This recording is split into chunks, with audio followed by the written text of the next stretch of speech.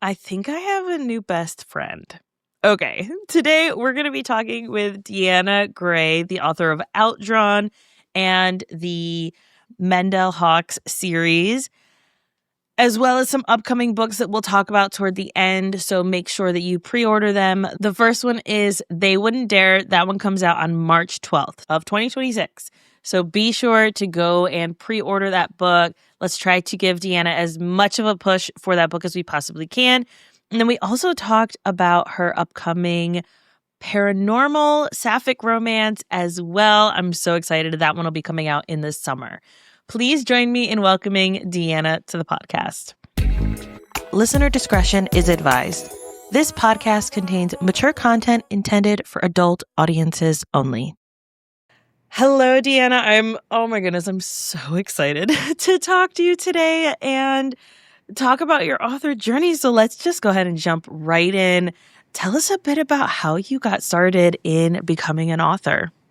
Okay, yeah. Well, first, thank you for having me. I'm excited. So I started publishing when I was 25, and this was during the pandemic. It was 2020, and I had a terrible office job, and I was writing on my time off on weekends, and then sometimes, honestly, I would sneak write at my desk and just publish. And then I think it was on Twitter, I saw Talia Hibbert promoting her work, and I was like, wait, she's self-published? I never saw anyone self-published how she was self-publishing with the covers and everything. And I was like, we can do this? And then she would have Black women on her covers. And I was like, I think I can do this. So I saved up a bunch of money and I quit my job, which I wouldn't recommend anyone, but I saved up a year's worth. Yeah, so don't do that. But I saved up a year's worth of just funds, quit my job, and then I started publishing. Wow. And I was like, I'm just going to spend a year, try to learn the ropes. Fingers crossed it works. And it worked. So yeah, that's basically how I started. Oh my goodness. Okay, what a leap of faith to just be like, I'm going to do it. But I understand also, when you think about the pandemic and being in a corporate job during the pandemic. Yeah. Thankfully-ish, I got laid off fairly early into the pandemic. And also have asthma, so it was I do not want to get COVID. And so it's do I go get a job or do I just bet on myself and do my own thing? And so I feel a lot of people were like, I'm just going to bet on myself and do my own thing and see what happens.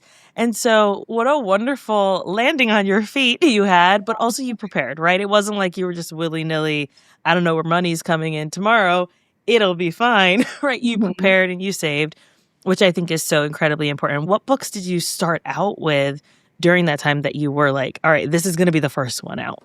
Yeah. So I was trying not to be precious with it because I was doing a ton of research. I was on Reddit. I bought courses, which I also don't recommend, but I was listening to everyone. And I was like, okay, they keep telling me just don't be precious, just start. The sooner you start, the better it's going to be and the more you'll learn. So I started out with small town novellas. I can't really write small town. Mentally, I just can't. I love to read it, but I don't know, it just doesn't speak to me. But I was doing that because I was also doing the thing where I was doing a ton of research and they would say, look at market trends. What are keywords? What's trending in terms of tropes? And at the time, novellas were pretty big because people want short, snappy stuff. And small town was really big. And then series was really big. So I was like, okay, let me start with this one. And it was called Small Town Curves. And it was about friends to lovers, romance. It's long since unpublished now, thank goodness. And I kind of hated it, but I published it anyways. And I learned a lot, though. I learned about formatting. I did my own covers. So yeah, it was fun. Yeah, I'm finding this trend, and I don't know if it's just because Book Talk has kind of exploded and Bookstagram and all that stuff, but it's like, check out my new book. It's this meets that, meets this, meets that. And I'm like, no original ideas at all. Exactly. And I love a good trope. I love a good trope list, but I feel like there has to be more, right? Especially someone who reads so many books a year. I started out at about 250. Last year was my lowest, which is wild to me. I was like, what happened? Last year happened, right? Just everything. But I also, last year was a lot more intentional about reading I wouldn't even say harder books, but just Mhm. less fluff books, right? Where Yeah. there's more character development. Maybe you have to build up to the sex instead of just bang, bang, bang, we're done, right? And like those kinds of stories. And those are the ones that I wanted more of. And Mhm. like the books I read last year were so incredibly good. But most of them are by BIPOC authors or really have that depth to them. And I was having a conversation with a friend the other day. She mentioned an author. I'm not going to mention the author. But she mentioned an author, and I was like, I feel like if you've read one of her books, you've read them all. Mhm. And I don't want to read books like that, right? And I Yeah. think that people who want to become authors might Mhm. feel the inclination. So if you're listening and you're a reader Mhm. and you want to be an author, listen to this. This is important. They Yeah. might feel that inclination to be like, I have to do the market research. I have to write the story that everybody wants to hear right now. When it's like, Yeah. that's going to fall flat, right? It's Mhm. possible that it could fall flat. Or maybe it's a book that you have to promote, but you actually don't even love it, which Yeah. that sucks too. So, Yeah. yeah, I completely understand that kind of evolution of yourself. Mhm. Was Outdrawn the first, like, oh, people recognize me and they know my stories? Or did the hockey series come out before that? The hockey series came out before, and I think it Okay. was Sign Disposition where, like, people actually influencers were reading it and on TikTok, and that's my first book where I was just like, "Oh, people kind of are paying attention, and they're, like, enjoying the story." And then Outdrawn was my second one that where it was like that again, and I was like, "Okay. Love I it. think I found my footing." Yeah, you found your voice, right? Which I think Yeah. is really important as you're writing. One thing that I love, and I have the cover here. So for anyone who's watching it on YouTube, please check this deliciously beautiful cover out. The one thing that I love about Sunny Disposition is that it has one of my least favorite tropes, and I didn't hate it. Oh, It's just like, what? wait a minute, what? I went into it fairly blind.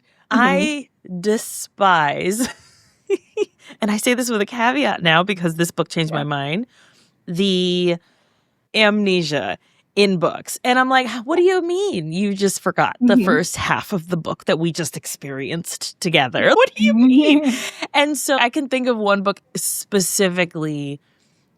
I want to say it was maybe my first book with amnesia, where, halfway through the book, she's skiing. She has a skiing accident. There was some major medical things that happened with her.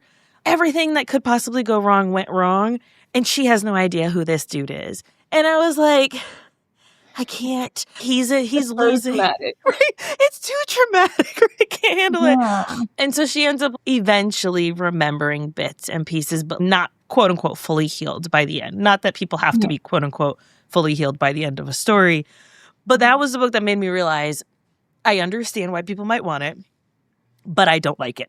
And so Mhm. anyone after that I read, I was just like, oh, don't like it.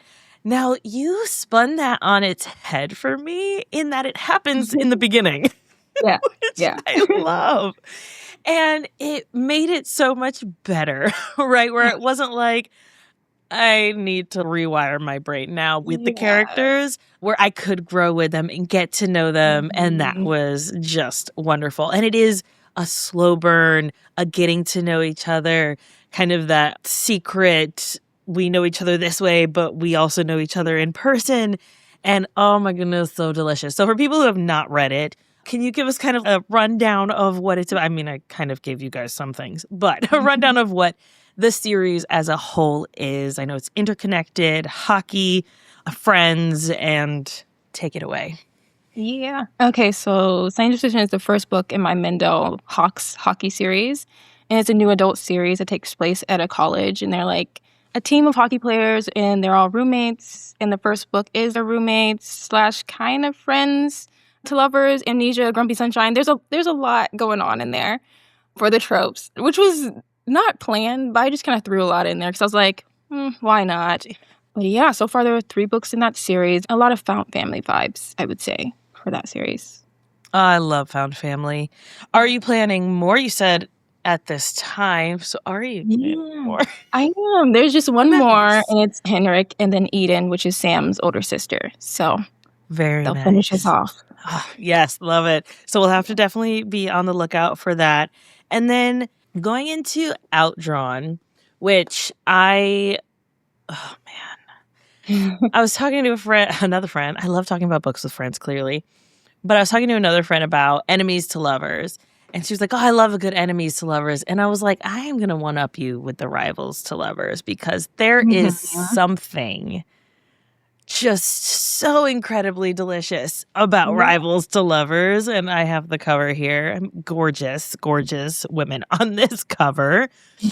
And what I love about this is almost the one-sided rivalry that Mhm. happens in this book of like, yes, we're coworkers, whatever. But one character is very like, I have to prove myself. I have to Yeah, be better than her. I have to. And the other one's, you're just there. Chill out. exactly. So I love those vibes. So tell us a bit about that one and what inspired you to shift from the het couple to a sapphic romance. Okay, so I'll just start with Outdrawn is basically sapphic artists to lovers, as you mentioned, rivals. I started because I always wanted to be an artist. I couldn't afford art school. I don't think not many of us can. So, I did the second best thing was write about artists.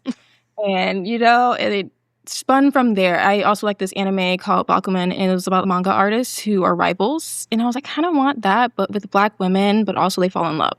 Yeah. So, and I was like, yeah, let's have some fun.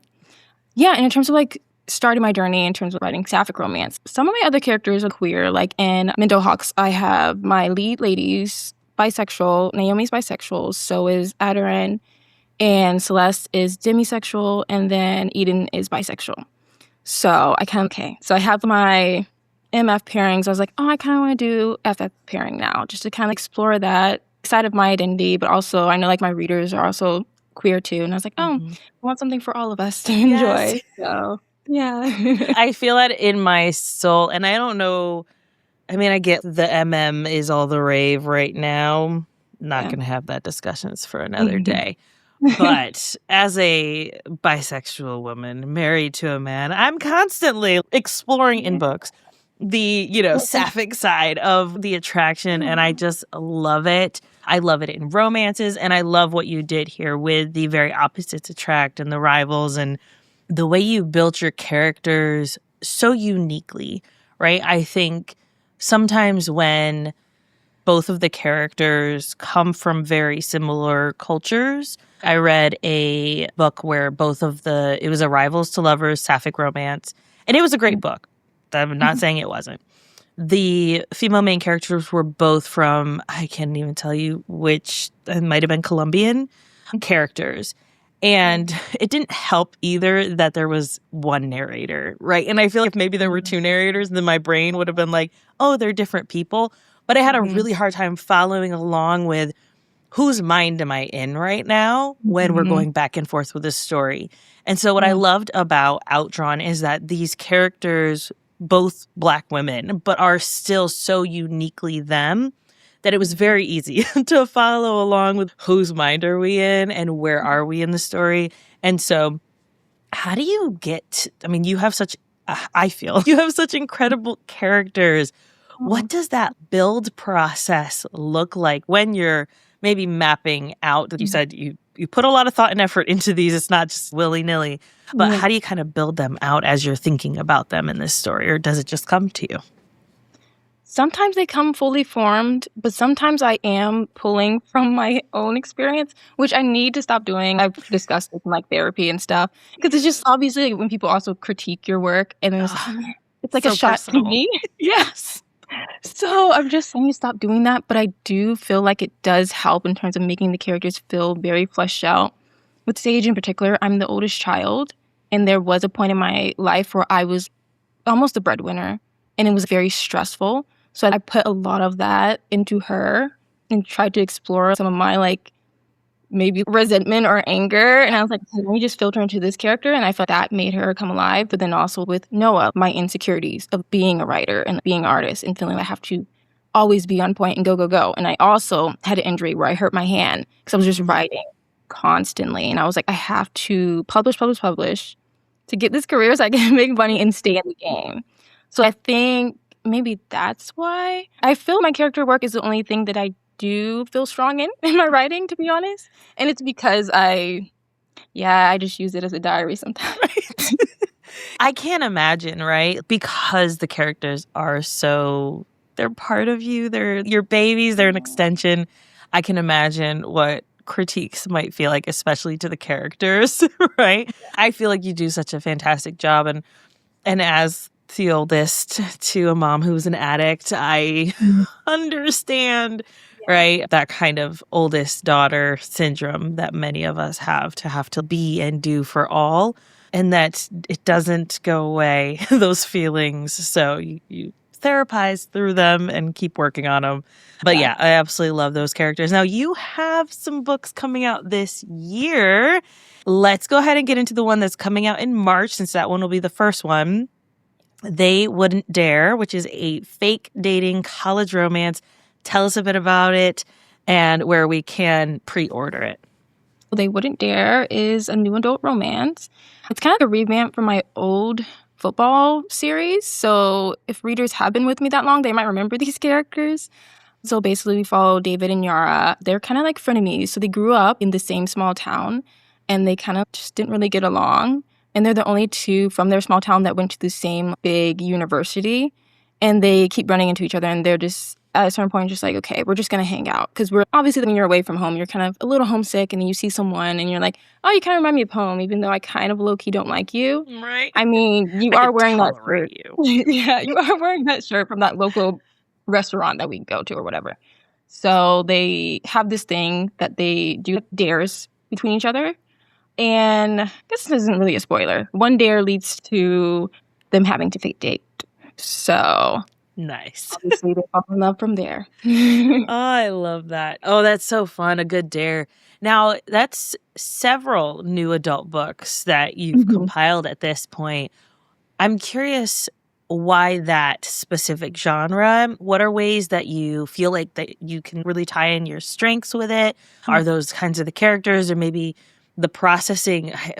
I'm not super old, 34, but thinking about myself at that age, right? 21, 20, 22, just wild and free, kind of, right? Oldest daughter syndrome still.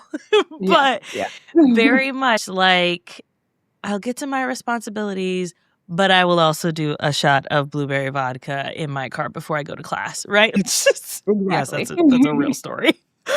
But why does that specific kind of genre draw to you? Or is it just the characters call to you and you got to write their story? Or what is that kind of process for you?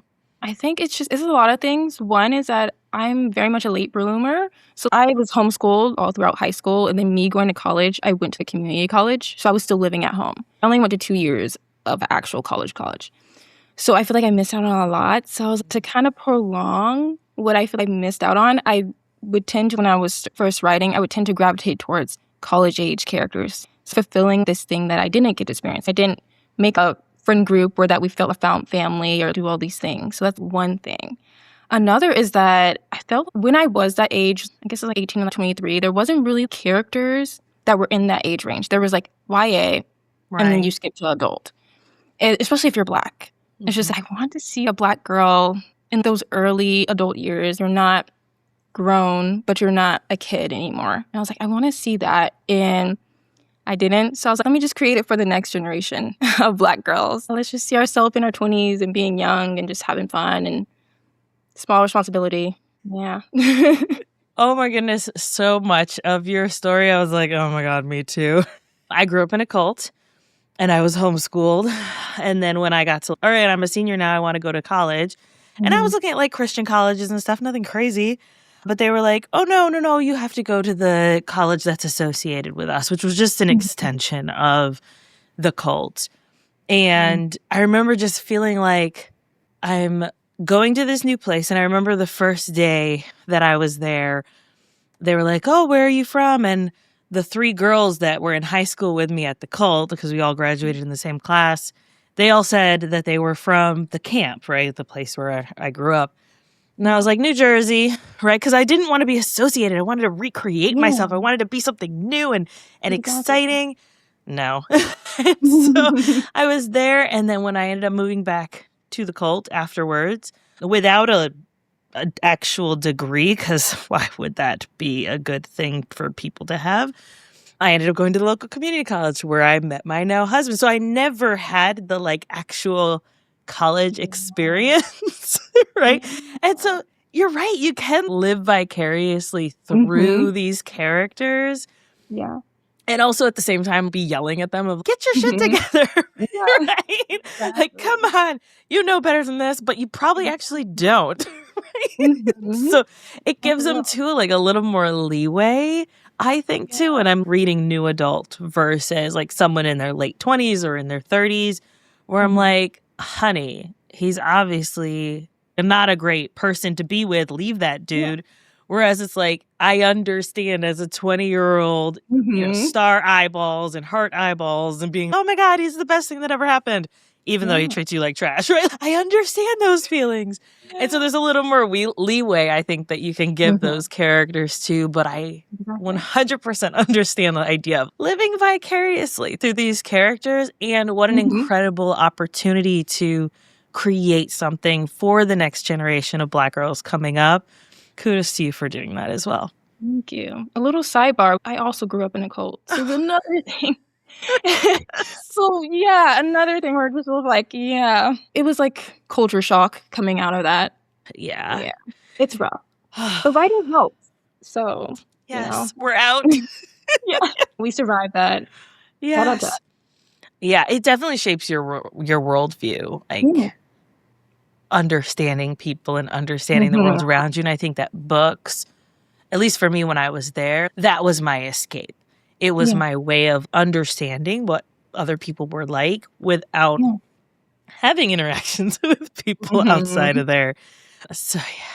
And then you also have another book coming out in July. You're cranking these out. I love it so much. The Case of Elmwood Ranch, which is a Sapphic paranormal romance. Is this your first paranormal? It is, yes. How do you feel? What was kind of your, all right, I'm going Sapphic again, and I am 100% doing paranormal?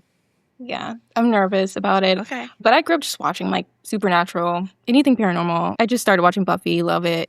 So I was just, and I had this idea for the Haunted Horse Ranch, and I was like, I'm just going to go for it, And I was going to do it under another pen name, but then my husband was like, you should just do it under your pen name. I mean, it's fine. And I was like, you think they'll want to read it? He said, I think it'll be fine. So I was like, okay, I'm going to go for it. And I was like, I need to have a little bit of fun because was it last year? Yeah, last year was a little rough for me. So I was just like, let me start working on something that is completely out of left field and that I could just be like super creative. And it's going well so far. I'm still writing it currently. It's going to be a long book, but yeah, it's been really fun. I love that. And what a way to like kind of stretch your writing muscles too and try something different. But I'm sure it'll still have that Deanna kind of feel to it. So who cares? I agree with your husband. Just go for it. I'm excited to check it out for sure. Deanna, this has been so much fun getting to know you, getting to know more about your process and your books and what attracts you to these incredible characters that you have created. Where can people buy your books, right? Obviously, we want to support you.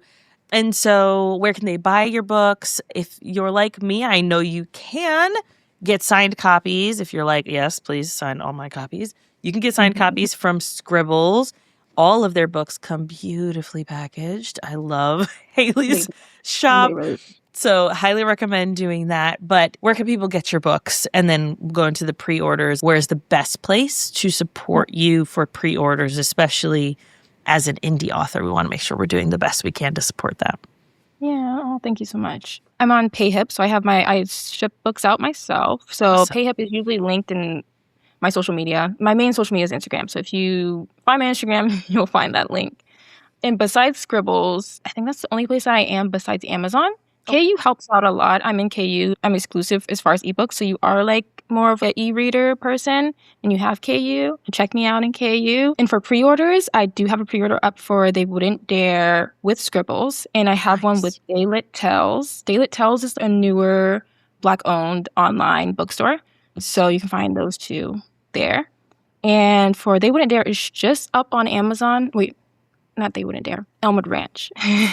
It's just up on Amazon as far as ebook, but I plan to have a paper book release or with some other bookstores that I haven't announced yet, but I will. I don't want to say them yet. Yeah, no worries. In case it changes, but yeah. Okay, so definitely follow you on Instagram so we can keep up to date with any changes or anything for the case of Elmwood Ranch, especially since that's at a later date. And then can you say the second bookshop again? We talked about Scribbles, but what was the name of that second one, just for anyone? I misheard it, and so I want to make sure that people hear it right. Daylit Tells. Daylit Tells. Okay, perfect. And we'll make sure we have all of this linked in the show notes for anyone who's like, wait, I need help too. I got you. We'll have all of them linked directly to your products on their page, so that way it's not like you're scouring the interwebs, y'all. We try to make this as easy as possible to support you. Deanna, this has been so much fun. Thank you so much for sharing your time and your journey and all things new adult romance with us. I am so looking forward to your new books. I can't wait. Oh, thank you. Thank you so much for having me.